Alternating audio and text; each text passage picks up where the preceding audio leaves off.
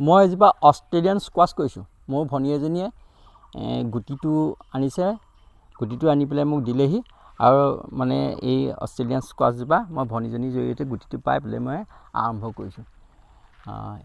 এই অষ্ট্ৰেলিয়ান স্কোৱাছটো একদম খুব নুমাল, মানে খুব ডাঙৰ, মানে কাঁইট থকা, বেছি খাবলৈ সোৱাদ আৰু যথেষ্ট লাগেও। গতিকে আৰু খুব বেমাৰ প্ৰতিৰোধী, মানে বেমাৰ খুব নহয়, খুব কম বেমাৰহে হয়।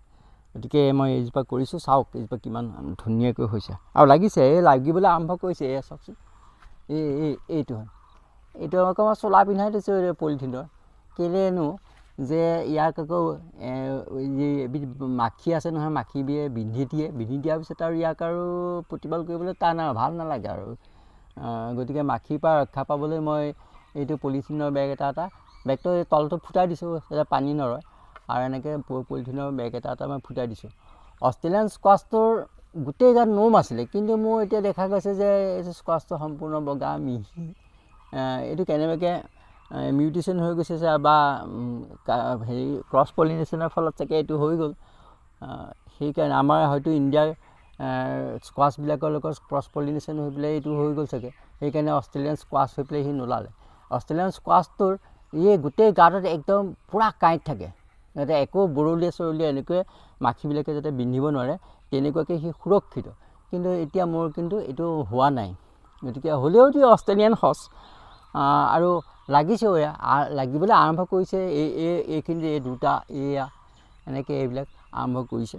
গতিকে এনেকৈ অষ্ট্ৰেলিয়ান বা আমাৰ ইণ্ডিয়ান সঁচবিলাক এনেকৈ কৰিলে আমাৰ পাচলিটো হৈ থাকে আৰু।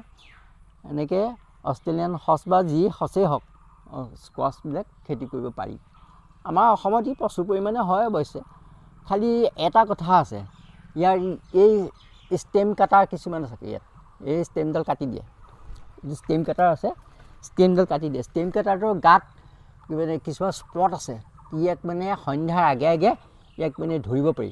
এনেকৈ লুকাই থাকে এইবিলাকৰ দাঁতিত, আৰু এই ষ্টেমডাল ই কাটি দিয়ে। কাটি দিলে সি মৰি যায়। আৰু ষ্টেমডাল কাটি দি পেলাই কি কৰে, এইডাল ষ্টেমটো কাটি দিলে নহয় দুখত, কাটি দিয়াৰ পিছতে এই পাতবিলাকত সি কণী পাৰে। আৰু কণী পাৰিলে ই কি হয়, তাৰপিছত সি আকৌ পূৰ্ণাংগ হৈ পুনৰ ষ্টেম কাটাৰ এটা হৈ ওলাই আহে।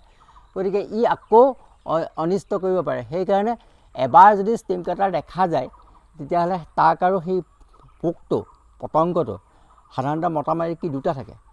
মতাটো সৰু থাকে আৰু মাইকীটো ডাঙৰ থাকে।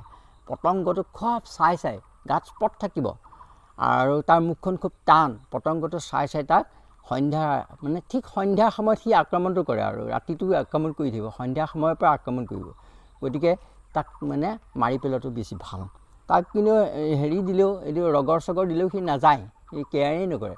গতিকে মৰাটোৱে তাৰ বেষ্ট আৰু।